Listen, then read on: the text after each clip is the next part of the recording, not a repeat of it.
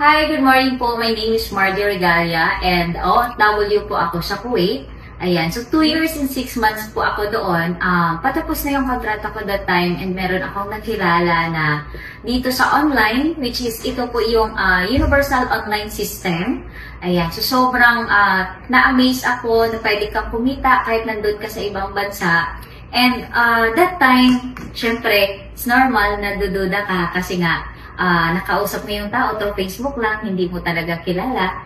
Ayan. Pero dahil sa sobrang hirap buhay abroad, ginrab ko yung opportunity na to kasi sabi ko nga, marami namang dumaan na pera, marami namang dumaan na 8980 sa kamay ko na hindi ko alam kung saan napunta.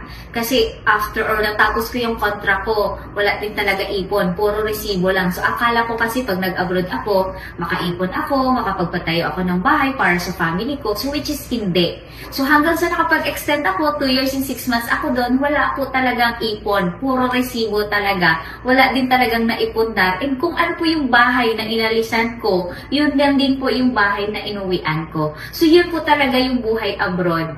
Kaya buti na lang, nakilala ko yung ganitong opportunity. So ginrab ko talaga siya kahit maraming nagdi-discourage sa akin, maraming nagne-negative sa akin, maraming nagsasabi na scam yan, lulukuhin ka lang yan. Sobrang dami talaga. Even yung family ko that time, hindi din support talaga sa akin. Pero since ako yung nakakaalam ng buhay abroad na mahirap, and alam ko po, makaka-relate yung mga kapwa ko OFW dito, na nakangiti lang tayo sa picture, sa selfie, akala nila okay talaga tayo, pero hindi nila alam na kung ano na po yung buhay na meron tayo. Hindi nila alam na tuwing taglamig or tag-init po, grabe yung sugat-sugat ng kamay natin. And para tayong construction worker sa ibang bansa, pero hindi nila alam.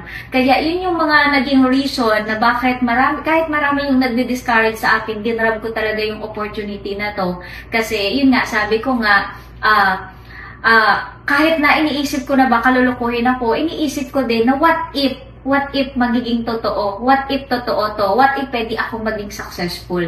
Kaya, sobrang thankful ako kasi pag uwi ko dito, totoo nga naman talaga siya. And maraming challenge, maraming sitwasyon na binibigay sa atin. Kaso nga lang, as OFW, ano pa ba yung hindi namin kaya as OFW? Ano pa ba yung hindi natin kaya? Pagod lang ba? Gutom lang ba? Hirap? Ano ba? Ano pa? Puyat? So, kaya-kaya natin yun, na kaya nga natin malagpasan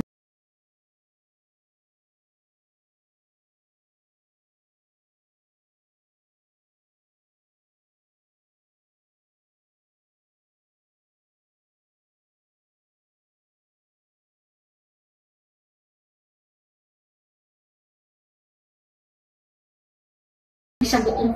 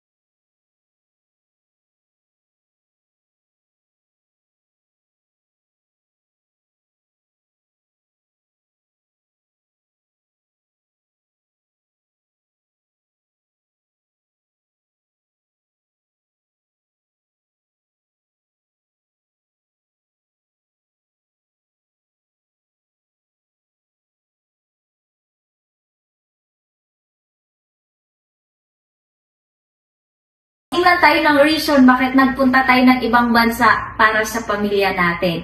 So kung ako, nakaya ko, ginrab ko tong opportunity kasi hindi ko man nakuha, hindi ko man naibigay sa pamilya ko yung gusto kong buhay para sa kanila. Pero dahil sa ganitong opportunity, dahil sa ganitong sistema, unti-unti ko nang naibigay yung magandang buhay sa pamilya ko. And ito na yung pinapakita ko sa inyo. Kaya sa lahat na makapanood ng video na to, grabe kung ano yung nakaya ko dito. Kayang-kaya mo din.